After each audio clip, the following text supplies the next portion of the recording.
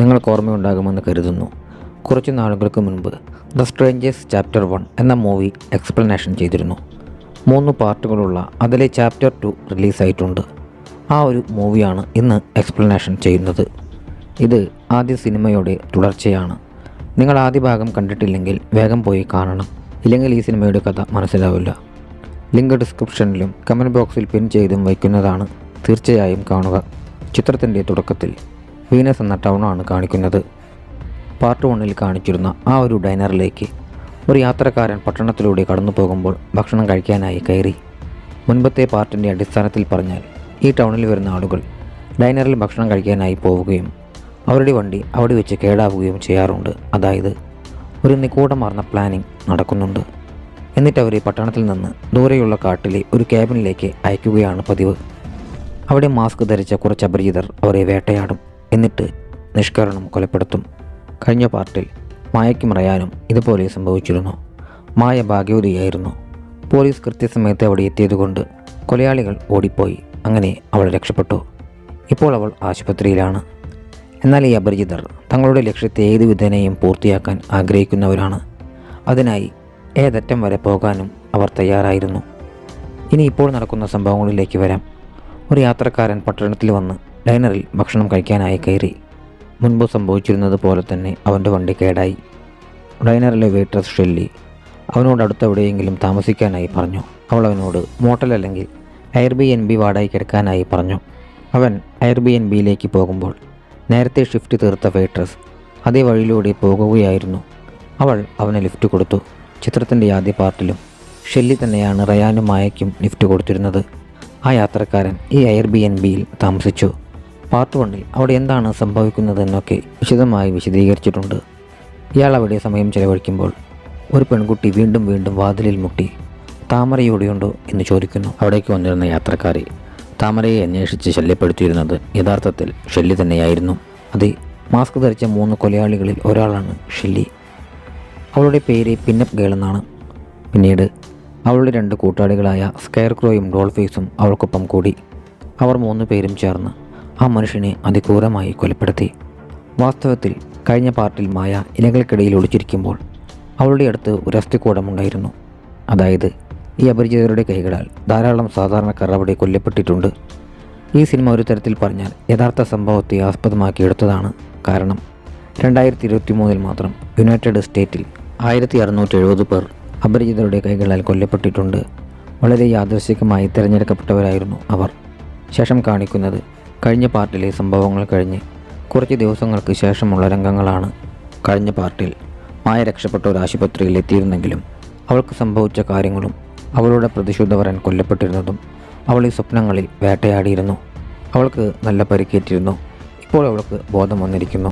Doctor റെറ്റും nurse ഡെനികയും അവളെ പരിചരിക്കുന്നു. അവൾ റയാനെക്കുറിച്ച് ചോദിക്കുമ്പോൾ അവർ പറഞ്ഞു അവന് ഒരുപാട് രക്തം നഷ്ടപ്പെട്ടിരുന്നു, അവനെ രക്ഷിക്കാൻ കഴിഞ്ഞില്ല. ഇത് കേട്ട് മായ തകർന്നുപോയി. ഡോക്ടർ അവളെ ആശ്വസിപ്പിച്ചു. കുറച്ച് സമയത്തിനു ശേഷം ഷെരീഫ് റോട്ടറും വോൾട്ടേഴ്സും അവളോട് സംസാരിക്കാനായി അവിടെ എത്തി. എന്ത് സംഭവിച്ചു, എങ്ങനെ സംഭവിച്ചു, അവൾക്ക് എന്തെങ്കിലും ഓർമ്മയുണ്ടോ എന്നവർ ചോദിച്ചു. അവൾ ഓർത്തെടുത്ത് ഇപ്രകാരം പറഞ്ഞു. 3 കൊലയാളികളുണ്ടായിരുന്നു. എല്ലാവരും മാസ്ക് ധരിച്ചിരുന്നു. അവരിൽ ഒരു പെൺകുട്ടി താമരയെക്കുറിച്ച് വീണ്ടും വീണ്ടും ചോദിക്കുന്നുണ്ടായിരുന്നു. അവർക്കൊരു കാർ ട്രക്കും ഉണ്ടായിരുന്നു. അതുകൂടാതെ അവർ ഈ കാര്യങ്ങളെല്ലാം തമാശയ്ക്കായി ആസ്വദിക്കാനായി ചെയ്യുകയായിരുന്നു. അവർ ഇതൊരു ആചാരം പോലെയാണ് ചെയ്തിരുന്നതെന്നും ഇതിനു മുൻപ് ഇങ്ങനെ സംഭവിച്ചിട്ടുണ്ടോ എന്നും അവൾ ചോദിച്ചു. വോൾട്ടേഴ്സ് എന്തോ പറയാൻ തുടങ്ങുമ്പോൾ റോട്ടർ അവനെ തടഞ്ഞു. റോട്ടർ പറഞ്ഞു, ഒരു പക്ഷേ പരിക്കുകൾ കാരണം മായയുടെ ഓർമ്മ ദുർബലപ്പെട്ടതാകാം. സംഭവിച്ച കാര്യങ്ങൾ റോട്ടർ ഒളിച്ചു വയ്ക്കാൻ ശ്രമിക്കുകയാണോ? അതാകാനും സാധ്യതയുണ്ട്. കാരണം ഇത്രയധികം ആളുകൾ ഇവിടെ കൊല്ലപ്പെട്ടിട്ടും സുരക്ഷ എത്ര ദുർബലമായത് എങ്ങനെയാണ്? അതായത് സ്റ്റേറ്റിലെയും പോലീസിലെയും ആളുകൾ ഈ കാര്യങ്ങൾ മറച്ചു വയ്ക്കുകയായിരുന്നു. പിന്നീട് അവർ മായയോട് പറഞ്ഞു, കൊലയാളികളെ ഉടൻ തന്നെ പിടികൂടും. എന്നിട്ടവർ അവിടെ നിന്നും പോയി. ഈ 2 പോലീസുകാരും പിന്നീട് ഡൈനറിലേക്കെത്തി. അവിടെ ഡൈനറിൻ്റെ ഉടമയായ കരോൾ ഈ അപകടത്തെക്കുറിച്ച് സംസാരിച്ചു കൊണ്ടിരിക്കുകയായിരുന്നു. കാരണം ഈ ടൗൺ ചെറുതായതുകൊണ്ട് വാർത്ത പെട്ടെന്ന് തന്നെ പരന്നിരുന്നു. ഈ അപകടത്തിൻ്റെ വാർത്ത വളരെ ശക്തമായി തന്നെ പ്രചരിച്ചു. എല്ലാവരും റയാനും മായയും കൊല്ലപ്പെട്ടുവെന്ന് കരുതിയിരുന്നു. എന്നാൽ റോട്ടർ സ്ഥിരീകരിച്ചു റയാൻ മാത്രമേ മരിച്ചിട്ടുള്ളൂ. മായ ഇപ്പോഴും ജീവനോടെയുണ്ട്. ഇത് കേട്ടപ്പോൾ ഡൈനറിലുള്ള ചില മനുഷ്യരുടെ മുഖഭാവം മാറി. ഷെല്ലി കൊലയാളികളിൽ ഒരാളാണെന്ന് ഉറപ്പാണ്. പക്ഷേ മറ്റു 2 പേർ, അതായത് സ്കെയർക്രോയും ഡോൾഫേസും ആരാണെന്ന് ഇപ്പോഴും വ്യക്തമല്ല. ഒരുപക്ഷെ അവിടെ ഇരിക്കുന്ന മനുഷ്യരിൽ ആരെങ്കിലുമൊക്കെയാകാം അവർ. ഈ സമയത്ത് ജാസ്മിൻ എന്നൊരു പെൺകുട്ടി ഷെരീഫുമായി സംസാരിക്കുകയാണ്. അവളുടെ അഭിപ്രായത്തിൽ ഇത് മായ തന്നെയാണ് ചെയ്തത്. റയാൻ്റെ ഇൻഷുറൻസ് പണം ലഭിക്കാനും പണക്കാരിയാകാനും വേണ്ടി. വോൾട്ടേഴ്സ് അങ്ങനെയൊന്നുമില്ലെന്ന് പറഞ്ഞു. ഈ സംസാരങ്ങൾ ഷെല്ലി ശ്രദ്ധിക്കുന്നുണ്ടായിരുന്നു. അവൾ എന്തോ ആലോചിക്കുകയായിരുന്നു. ശേഷം ഒരു ഫ്ലാഷ് ബാക്കിൽ ഷെല്ലിയുടെ കുട്ടിക്കാലമാണ് കാണിക്കുന്നത്. അവൾ ഒറ്റയ്ക്കായിരുന്നു താമസിച്ചിരുന്നത്. അവൾക്ക് കൂട്ടുകാരികളൊന്നും ഉണ്ടായിരുന്നില്ല. ആരും അവളെ ശ്രദ്ധിച്ചിരുന്നില്ല. എന്നാൽ അവളെ ഇഷ്ടപ്പെട്ടിരുന്ന ഒരു പയ്യനുണ്ടായിരുന്നു. ഒരു ദിവസം അവൾ കളിക്കുന്നതിനിടയിൽ 4 മൺവീടുകൾ ഉണ്ടാക്കി. അതിലൊരെണ്ണം ഒരു പെൺകുട്ടി ചവിട്ടി നശിപ്പിച്ചു. ബാക്കി 3 എണ്ണമുണ്ട്. ഇതൊരു തരത്തിൽ 3 കൊലയാളികളെയാണ് സൂചിപ്പിക്കുന്നത്. ഷെല്ലി ആ 3 എണ്ണവും നശിപ്പിച്ചു. എന്നിട്ട് തൻ്റെ പാവക്കുട്ടിയെ പിടിച്ച് സങ്കടപ്പെട്ടിരുന്നു. അവളുടെ പാവയുടെ മുഖം അവളുടെ മാസ്കിന് സമാനമായിരുന്നു. ഇതിൻ്റെ പെയിൻറ്റിങ് എയർബിഎൻബിയിലുണ്ടായിരുന്നു. അതേസമയം ആവട്ടെ മായ ആശുപത്രിയിൽ വിശ്രമിക്കുകയാണ്. അവളുടെ മനസ്സിലേക്ക് റയാനെക്കുറിച്ച് ഒരുപാട് ഓർമ്മകൾ കടന്നു വന്നു. അവർ ഒരുമിച്ച് ചെലവഴിച്ച നിമിഷങ്ങളെക്കുറിച്ച് അവൾ വേദനയോടെ ഓർത്തു. അപ്പോഴാണ് നേഴ്സ് ഡെനിക അവൾക്ക് മരുന്ന് കൊടുക്കാനായി അവളുടെ പക്കലേക്ക് വരുന്നത്. അവൾ താമരയെക്കുറിച്ച് നേഴ്സിനോട് ചോദിച്ചു, ആരാണ് താമര? അപ്പോൾ ഡെനിക പറഞ്ഞു, താമര ആരാണെന്ന് എനിക്കറിയില്ല. പക്ഷേ ഇവിടെ നാട്ടുകാർ പറയുന്ന ഒരു പ്രേതകഥ താമരയെക്കുറിച്ചുണ്ട്. മരുന്ന് കൊടുത്ത് അവൾ പുറത്തേക്ക് പോയി. ആശുപത്രിക്ക് പുറത്ത് മറ്റൊരു നേഴ്സ് സിഗരറ്റ് വലിക്കുന്നുണ്ടായിരുന്നു. അവളെ ആരോ കൊലപ്പെടുത്തി. ഈ ഒരു സമയത്ത് മായ ഉറങ്ങുകയായിരുന്നു. റയാൻ അവളുടെ അടുത്ത് കിടക്കുന്നതായി അവൾ സ്വപ്നം കണ്ടു. അടുത്ത നിമിഷം റയാൻ്റെ സ്ഥാനത്ത് സ്കെയർക്രോ പ്രത്യക്ഷപ്പെട്ടു. അവൾ പേടിച്ച് ഞെട്ടിയുണർന്നു. മായയുടെ സഹോദരി ഡെബിയും അവളുടെ ഭർത്താവ് ഹോവാർഡും അവൾക്ക് പൂക്കളയച്ചിരുന്നു. ഡെബിയുടെ വീഡിയോ മെസ്സേജും വന്നിരുന്നു. അതിലവൾ ഇങ്ങനെ പറഞ്ഞിരുന്നു, മായയെ ഉടൻ തന്നെ പോർട്ട്ലാൻഡിലെ ആശുപത്രിയിലേക്ക് മാറ്റുമെന്ന്. അവിടെ അവളും ഹോവാർഡും ചേർന്ന് അവളെ നോക്കിക്കോളും. പോർട്ട്ലാൻഡിൽ മായയ്ക്ക് ഒരു ജോലി കിട്ടിയിട്ടുണ്ടായിരുന്നു. അവിടെ അവൾ റയാൻ്റെ കൂടെ സന്തോഷകരമായി ജീവിക്കേണ്ടതായിരുന്നു. പക്ഷേ വിധി അതിന് അനുവദിച്ചില്ല. ഈ സമയത്ത് മായയ്ക്ക് ഒരു അജ്ഞാത നമ്പറിൽ നിന്നും ഫോൺ കോൾ വന്നു. അതിൽ കൊലയാളി അവളോട് ചോദിച്ചു, താമര എവിടെയുണ്ടോ? ഇത് കേട്ട് അവൾ ഭയന്ന് ഉറച്ചു. അതായത് അവരിപ്പോഴും അവളുടെ പിന്നാലെയുണ്ട്. അവൾ അടുത്ത വാർഡിൽ നിന്ന് ഒരു രോഗി ജീവൻ രക്ഷിക്കാൻ വേണ്ടി അലറിക്കറിയുന്നത് കേൾക്കാനിടയായി. ആരോ അയാളെ കൊലപ്പെടുത്തുന്നു. മായ വല്ലാതെ പേടിച്ച് മുറിയിൽ നിന്ന് പുറത്തിറങ്ങി ഹാളിലേക്ക് പോയി. അപ്പോഴേക്കും ലൈറ്റ് അണഞ്ഞു. ഫോൺ സിഗ്നലും നഷ്ടമായി. അവൾ മുൻപിലുള്ള ചേംബറിൽ ഒളിക്കാനായി പോയി. സ്കെയർക്രോ പ്രധാന കവാടത്തിലൂടെ അകത്തേക്ക് വന്നു. അവൻ അവളെയാണ് തിരയുന്നത്. അവൾ തക്കം നോക്കി അവിടെ നിന്ന് ഓടിപ്പോയി. ചെറിയ ലിഫ്റ്റിലേക്ക് കയറി. ഡോൾഫേസ് അവളെ പിടിക്കാനായി ശ്രമിച്ചു. പക്ഷേ അപ്പോഴേക്കും ലിഫ്റ്റ് താഴത്തെ നിലയിലേക്ക് എത്തിയിരുന്നു. അവൾ ലിഫ്റ്റിൽ നിന്ന് പുറത്തിറങ്ങാൻ തുടങ്ങുമ്പോൾ അവളുടെ ഫോൺ ലിഫ്റ്റിൽ വെച്ച് മറന്നുപോയിരുന്നു. പിന്നീട് അവൾ സ്കെയർക്രോയെ കണ്ടു. അവൻ അവളുടെ അടുത്തേക്ക് വരികയാണ്. അവൾ ഓടി ജനറേറ്റർ റൂമിൽ ഒളിച്ചു. മായ ഒരു സിലിണ്ടറിന് പിന്നിലായി ഒളിച്ചിരുന്നു. സ്കെയർക്രോ എല്ലായിടത്തും അവളെ തിരയാൻ ആരംഭിച്ചു. അവൾ അബദ്ധവശാൽ ഒരു മെറ്റലിൽ തൊട്ടു. അതിൻ്റെ ശബ്ദം കേട്ട് സ്കെയർക്രോ അവളുടെ അടുത്തേക്ക് വന്നു. അവൾ സിലിണ്ടറിൻ്റെ ഗ്യാസ് തുറന്ന് അവൻ്റെ മുഖത്തേക്ക് വിട്ടു. ശേഷം ആ ഒരു തക്കം നോക്കി അവിടെ നിന്നും ഓടി രക്ഷപ്പെട്ടു. അവൾ മോർഗ് റൂമിലേക്കെത്തി. അവിടെ വാതിലുകൾ പരിശോധിക്കുമ്പോൾ പ്രവേശന കവാടം ഒഴികെ മറ്റെല്ലാ വാതിലുകളും അടച്ചിട്ട നിലയിലാണ്. സ്കെയർക്രോ അവിടേക്കുമെത്തി. പക്ഷേ അപ്പോഴേക്കും അവൾ ഒരു ബോഡി ഷെൽഫിനുള്ളിൽ ഒളിച്ചിരുന്നു. അത് മറ്റാരുടേതുമായിരുന്നില്ല. അവളുടെ പ്രതിശുദ്ധ വരനായിരുന്ന റയാൻ്റെ തന്നെയായിരുന്നു. അവൻ്റെ മൃതശരീരം അവിടെയായിരുന്നു സൂക്ഷിച്ചിരുന്നത്. സ്കെയർക്രോ അവിടേക്കുമെത്തി. അവൻ എല്ലാ ഷെൽഫുകളും പരിശോധിക്കാൻ ആരംഭിച്ചു. സ്കെയർക്രോ റയാൻ്റെ ഷെൽഫിന് മുന്നിലേക്ക് വന്നു. താൻ ഇനി രക്ഷപ്പെടില്ലെന്ന് വിചാരിച്ച് മായ വല്ലാതെ പേടിച്ചു. എന്നാൽ ഭാഗ്യത്തിന് ആശുപത്രിയിലെ വാർഡ് ബോയ് അവിടേക്കെത്തി. സ്കെയർക്രോ അവനെ കൊന്ന് അവൻ്റെ മൃതശരീരം അവിടെ നിന്നും കൊണ്ടുപോയി. മായ അല്പം ആശ്വസിച്ചു. പക്ഷേ റയാൻ്റെ ശരീരം കണ്ട് അവൾ വല്ലാതെ തകർന്നു പോയിരുന്നു. മരിച്ചതിനു ശേഷവും റയാൻ അവളെ സംരക്ഷിച്ചിരിക്കുന്നു. എങ്ങനെയൊക്കെയോ അവൾ സ്വയം നിയന്ത്രിച്ച് മോർഗിൽ നിന്നും പുറത്തേക്ക് വന്നു. ആശുപത്രിക്ക് പുറത്തേക്ക് പോയി. പക്ഷേ പുറത്ത് നല്ല മഴ പെയ്യുന്നുണ്ടായിരുന്നു. മായ സഹായം തേടി അങ്ങോട്ടും ഇങ്ങോട്ടും ഓടുകയായിരുന്നു. പക്ഷേ സ്കെയർക്രോ അവൾ ഓടുന്നത് കണ്ടു. അവൾ ഒരു വീടിനടുത്തേക്കെത്തി. അവിടെ ഒരു കാർ കണ്ടു. പക്ഷേ കാറിൻ്റെ താക്കോൽ അതിലുണ്ടായിരുന്നില്ല. അതുകൊണ്ട് അവൾ മുന്നോട്ടേക്ക് നീങ്ങി. അവൾ ഒരു കുതിര ഫാമിലേക്കെത്തി. അവിടുത്തെ ഉടമ അവൾ കള്ളിയാണെന്ന് കരുതി അവൾക്ക് നേരെ തോക്കു ചൂണ്ടി. തനിക്ക് പോലീസിനെ വിളിക്കണമെന്ന് അവൾ പറഞ്ഞു. പോലീസ് തന്നെ സഹായിക്കില്ലെന്ന് ഉടമ അവൾക്ക് മറുപടി നൽകി. ഇത് കേട്ട് അവൾ അത്ഭുതത്തോടെ എന്തുകൊണ്ട്, എന്തിന് എന്ന് ചോദിച്ചു. ആ സ്ത്രീ മറുപടി പറയുന്നതിന് മുൻപ് പിന്നപ്പ് ഗേൾ വന്ന് ആ സ്ത്രീയെ അമ്പെയ്തു കൊല്ലുകയാണ്. അതായത് പോലീസിനെ ഇക്കാര്യം അറിയിക്കാൻ 3 കൊലയാളികളും ആഗ്രഹിച്ചിരുന്നില്ല. മായ ഉടമയുടെ തോക്കെടുത്ത് പിന്നപ്പ് ഗേളിനെ വെടിവെച്ചു. പക്ഷേ ലക്ഷ്യം കണ്ടില്ല. അവൾ അവിടെ നിന്നും ഓടി മാറി. ആ തോക്കിലാകെ ഒരു വെടിയുണ്ട മാത്രമേ ഉണ്ടായിരുന്നുള്ളൂ. ഇതിനിടയിൽ മായ സ്കെയർക്രോ അടുത്തേക്ക് വരുന്നത് കണ്ടു. അവൾ തോക്കുപേക്ഷിച്ച് പേടിച്ച് ഓടാൻ ആരംഭിച്ചു. അവൾ കുതിരാലയത്തിലേക്കെത്തി. അവിടെ ഡോൾഫേസും അവളെ തിരഞ്ഞുകൊണ്ടിരിക്കുകയായിരുന്നു. അവൾ കൂർത്തായുധമെടുത്ത് ഒളിച്ചിരുന്നു. തക്കം നോക്കി ഡോൾഫേസിനെ തുടയിൽ കുത്തി അവിടെ നിന്നും ഓടിപ്പോയി. സ്കെയർക്രോ അവളെ വഴിയിൽ വെച്ച് കണ്ടു. അവനിൽ നിന്ന് രക്ഷപ്പെട്ട് അവൾ വാഷ്റൂമിൽ പോയി ഒളിച്ചു. അവൾ വാഷ്റൂമിൻ്റെ ജനലുകൾ തുറക്കാൻ ശ്രമിക്കുമ്പോൾ സ്കെയർക്രോ വാതിൽ തകർക്കാൻ തുടങ്ങിയിരുന്നു. അല്പം തകർത്ത് അവൻ അവളുടെ മുടിയിൽ പിടിച്ചു. സ്കെയർക്രോ മായയുടെ തലയിൽ പിടിച്ച് 3-4 തവണ വാതിലിൽ ഇടിച്ചു. പക്ഷേ മായ എങ്ങനെയൊക്കെയോ മുടിയിഴകൾ വിടുവിച്ചു. അതിനിടയിൽ അവളുടെ മുടിയിഴകൾ പറഞ്ഞു പോയിരുന്നു. അവൾ ജനലിലൂടെ പുറത്തേക്ക് ചാടി. അവൾ റോഡിലൂടെ ഒരു വണ്ടി വരുന്നത് കണ്ടു. അതിൽ നേഴ്സ് ഡെനികയും അവളുടെ റൂംമേറ്റ് ക്രിസും ഉണ്ടായിരുന്നു. ക്രിസ് ഒരു മുൻ സൈനിക ഉദ്യോഗസ്ഥയാണ്. അവൾ അവരോട് സഹായം ചോദിച്ചു. ഡെനിക അവളെ കാറിൽ കയറ്റി. ഡെനിക പറഞ്ഞു, മായയുടെ മുറിവിലെ തുന്നലുകൾ പൊട്ടിയിട്ടുണ്ട്. അത് പൂർണ്ണമായും പൊട്ടിയാൽ രക്തം നഷ്ടപ്പെട്ട് അവളുടെ ജീവൻ തന്നെ അപകടത്തിലാകും. അങ്ങനെ അവൾ മായയെ അവളുടെ വീട്ടിലേക്ക് കൊണ്ടുപോവുകയാണ്. അവിടെ വെച്ച് അവളുടെ മുറിവ് വീണ്ടും ഡ്രസ്സ് ചെയ്യാം. എന്നാൽ അവൾ കാറിൽ ലോക്ക് ചെയ്യുമ്പോൾ മായ പരിഭ്രാന്തയാകാൻ തുടങ്ങി. അവൾ അലറാനും കുതിരാനും ആരംഭിച്ചു. ഇവർ കൊലയാളികളാണോ എന്ന സംശയം അവൾക്കുണ്ടായിരുന്നു. അവൾ പുറത്തേക്ക് പോകാൻ ശ്രമിച്ചു. ഇത് കണ്ട് ഡെനിക പറഞ്ഞു, അവരവളെ സുരക്ഷിതമായ ഒരിടത്തേക്കാണ് കൊണ്ടുപോകുന്നത്. ഞങ്ങളെ പേടിക്കേണ്ട ആവശ്യമില്ല. അതിനുശേഷം അവൾ ശാന്തയായി അവരുടെ വീട്ടിലേക്ക് പോകാനായി സമ്മതിച്ചു. കാറിൽ അവൾ ഷൂസുകൾ കണ്ടു. അത് അവൾ ധരിച്ചു. മായയുടെ ഫസ്റ്റ് എയ്ഡ് കിറ്റ് അവൾ അവളുടെ അടുത്തേക്ക് വെച്ചു. അവൾ നനഞ്ഞിരുന്നതുകൊണ്ട് ക്രിസ് അവളുടെ ജാക്കറ്റും അവൾക്ക് കൊടുത്തു. മുന്നോട്ട് പോകുമ്പോൾ വഴിയിൽ വെച്ച് ഡെനിക അവളുടെ 2 കൂട്ടുകാരായ ഗ്രിഗറിയെയും വെയിനിനെയും കണ്ടു. അവർ മഴയത്ത് വീട്ടിലേക്ക് പോവുകയായിരുന്നു. അവരുടെ ട്രക്ക് കേടായെന്ന് അവർ പറഞ്ഞു. അവർ 2 പേരും കാറിലേക്ക് കയറി. അതോടെ മായയുടെ ഭയം വർദ്ധിച്ചു. അവർ കൊലയാളികളാണെന്ന് അവൾക്ക് തോന്നാൻ തുടങ്ങി. അവൾ അവരിലെല്ലാം ആ 3 കൊലയാളികളെയാണ് കാണുന്നത്. അവൾ വല്ലാതെ പരിഭ്രാന്തയായി. തക്കം നോക്കി അവൾ ക്രിസിൻ്റെ കത്തിയെടുത്ത് കാറിൽ നിന്ന് പുറത്തേക്ക് ചാടി. അവൾ കാട്ടിലേക്ക് ഓടിപ്പോയി. അവൾ കാട്ടിൽ ഒരിടത്ത് ഒളിച്ചിരുന്നു. അതേസമയം ഷെരീഫ് റോട്ടറും വോൾട്ടേഴ്സും പെട്രോളിംഗ് നടത്തുകയായിരുന്നു. അപ്പോൾ അവർ ഒരു ട്രക്ക് കാണാനിടയായി. ഇത് മായ പറഞ്ഞതുപോലെയുള്ള ട്രക്കായിരുന്നു. പുലർച്ചെയായതോടെ മായ അവിടെയുണ്ടായിരുന്ന ഒരു നദിയുടെ പക്കലേക്ക് വന്നു. വെള്ളം കുടിച്ച ശേഷം അവൾ മുറിവ് പരിശോധിച്ചു. തുന്നലുകൾ പൊട്ടിയിട്ടുണ്ട്. അവൾ വേദന കടിച്ചമർത്തിക്കൊണ്ട് തൻ്റെ തുന്നലുകൾ വീണ്ടും സ്റ്റിച്ച് ചെയ്തു. എന്നിട്ട് അവിടെ നിന്ന് മുന്നോട്ടേക്ക് നീങ്ങി. ഭാഗ്യത്തിന് ക്രിസിൻ്റെ ജാക്കറ്റിൽ നിന്ന് അവൾക്കൊരു ലൈറ്റർ കിട്ടിയിരുന്നു. അവൾ ഒരിടത്ത് തീ കൂട്ടി വിശ്രമിച്ചു. എന്നാൽ ഈ സമയത്ത് മാസ്ക് ധരിച്ചിരുന്ന ഈ 3 കൊലയാളികൾ അവളെ തിരിഞ്ഞ് കാട്ടിലേക്ക് എത്തിയിരുന്നു. അവർ നദിക്കടുത്ത് അവളുടെ ബാൻഡേജും ഡ്രസ്സിംഗ് സാധനങ്ങളും കണ്ടു. അവർക്ക് കാടിനെക്കുറിച്ച് നല്ല അറിവുണ്ടായിരുന്നു. അവർ അവളെ തിരയാൻ ആരംഭിച്ചു. ഇതിനിടയിൽ ഒരു കാട്ടുപന്നി മായയെ ആക്രമിച്ചു. ഇത് സ്കെയർക്രോ വളർത്തിയിരുന്നതാണ്. അവൻ അതിനെ തുറന്നുവിട്ടിരുന്നു. കാട്ടിൽ അവളെ തിരഞ്ഞു പിടിച്ച് കൊല്ലാൻ വേണ്ടി.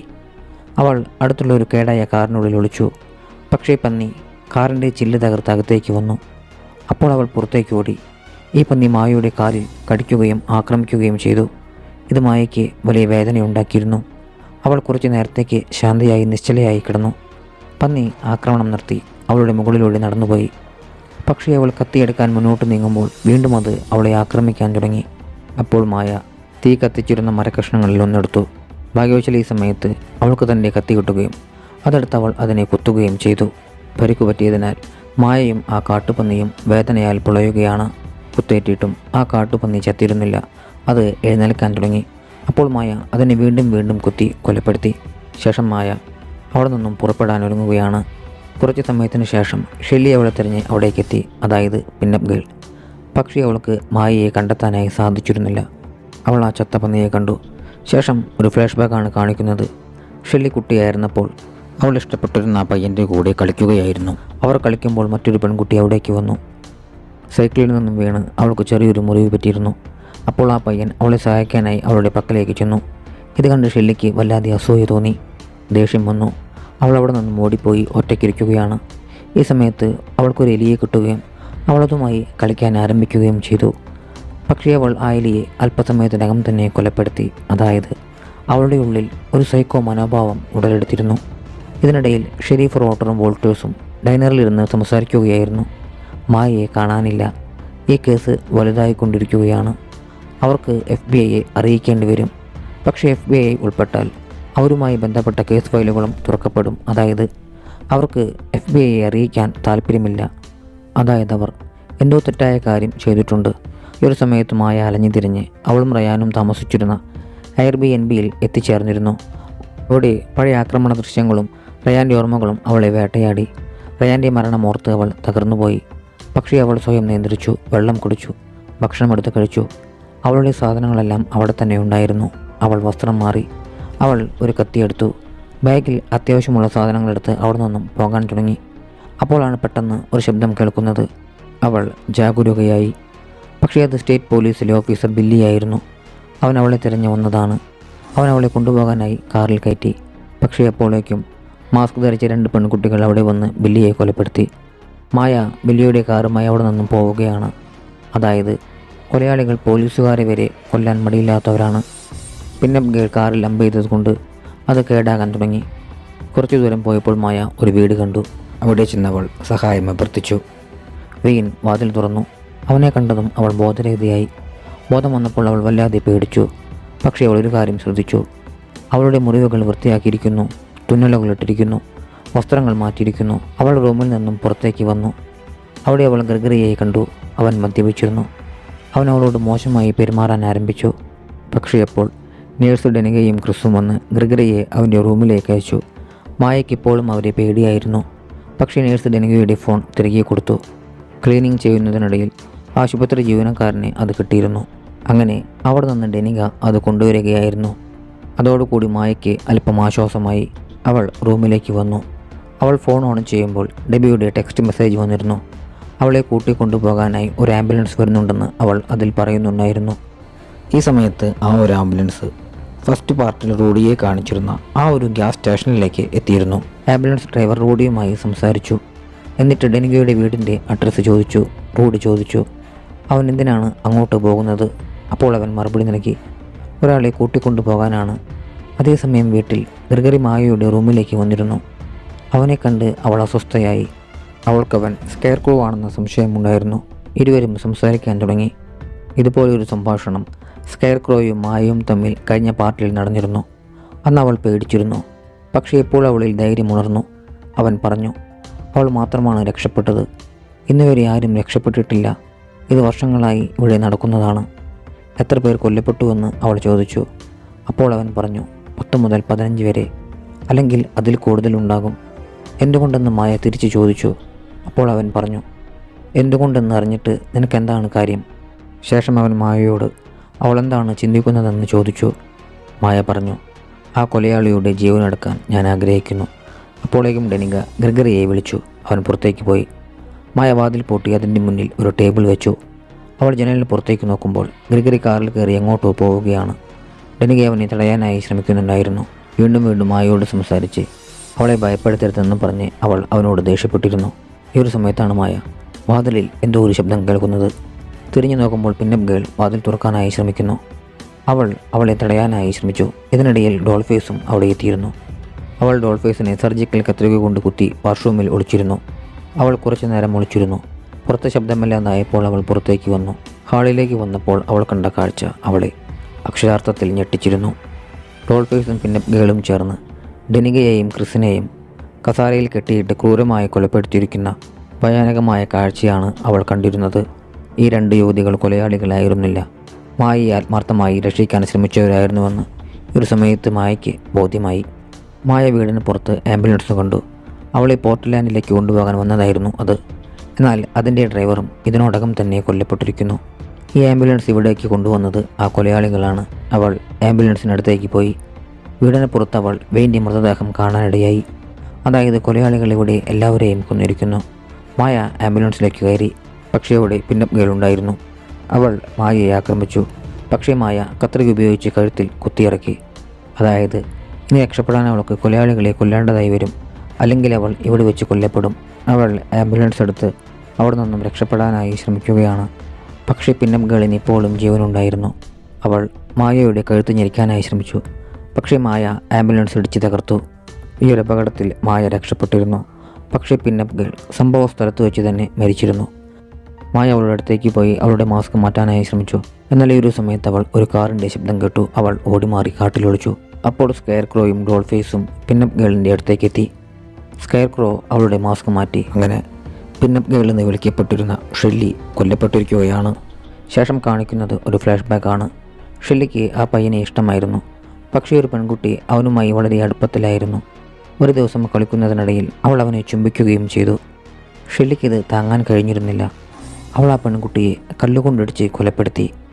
ആ പയ്യൻ ഇതിൽ ഭയപ്പെട്ടിരുന്നില്ല. പകരം ഷെല്ലിയുടെ അടുത്ത് വന്ന് അവളുടെ കൈ മുറുകെ പിടിച്ചു. ഈ പയ്യനാണ് വളർന്ന് ഇപ്പോൾ സ്കെയർക്രോ ആയിരിക്കുന്നത്. അവർ രണ്ടുപേരും ചേർന്ന് മരിച്ച പെൺകുട്ടിയുടെ രക്തം കൊണ്ട് തറയിൽ സ്മൈലി ഉണ്ടാക്കിയിരുന്നു. അന്നു മുതൽ അവർ ഒരുമിച്ചാണ്. വാസ്തവത്തിൽ പാർട്ട് 1-ൽ ഒരു വാതിലിൻ്റെ അരികിൽ ഒരു സ്മൈലിയും ഹലോ ഹലോ എന്ന് എഴുതിയിട്ടുമുണ്ടായിരുന്നു. ഇത് അവർ രണ്ടുപേരും ചേർന്ന് ഉണ്ടാക്കിയതാകാം. ഇത് അവരുടെ ഫ്ലാഷ് ബാക്ക് കഥയുമായി ബന്ധപ്പെട്ടതാണ്. അതായത് അവർ രണ്ടുപേരുടെയും ഉള്ളിൽ കുട്ടിക്കാലം മുതൽ തന്നെ ഒരു സൈക്കോ മനോഭാവം ഉണ്ടായിരുന്നു. സ്കെയർക്രോ ഷെല്ലിയെ ഒരുപാട് സ്നേഹിച്ചിരുന്നു. അവൻ അവളുടെ മൃതദേഹത്തിൽ കെട്ടിപ്പിടിച്ച് കരയാൻ ആരംഭിച്ചു. കാട്ടിലിരുന്ന് മായ ഇതെല്ലാം കാണുന്നുണ്ടായിരുന്നു. കോപാകുലനായ സ്കെയർക്രോ തൻ്റെ ദേഷ്യത്താൽ മായയെ കൊലപ്പെടുത്തുമോ? അതോ തൻ്റെ പ്രതിശുദ്ധവരനെ കൊന്നതിനു പ്രതികാരമായി മായ അക്രമികളെ തീർത്തു കളയുമോ? അത് സ്ട്രേഞ്ചേഴ്സ് ചാപ്റ്റർ 3-ൽ മാത്രമേ അറിയാനായി സാധിക്കുകയുള്ളൂ. അങ്ങനെ ആകാംക്ഷയുടെ മുൾമുനയിൽ നിർത്തിക്കൊണ്ട് ഈ ഒരു ചിത്രം അവസാനിക്കുകയാണ്.